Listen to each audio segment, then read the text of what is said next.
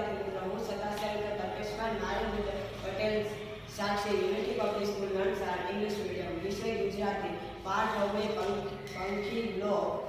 આજે અમે ચબૂતરા વિશે થોડી માહિતી આપીશું. ચબૂતરા એટલે પંખીઓના બેસવા માટે, પાણી પીવા માટે તેમજ દાણા ચડવા માટે કરેલી વ્યવસ્થા છે. ભારતમાં પહેલા બે ત્રણ દાયકા પહેલા દરેક ગલી કે ફળિયામાં નાનો કે મોટો ચબૂતરો જોવા મળતો હતો, પણ અત્યારે નથી મળતો.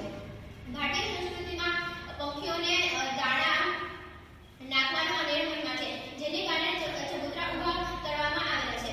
પણ અત્યારે ક્યાંય પણ ચબૂતરા જોવા ન મળે, જેને કારણે કેટલાક પક્ષીઓ છે જે હજી નથી રહ્યા.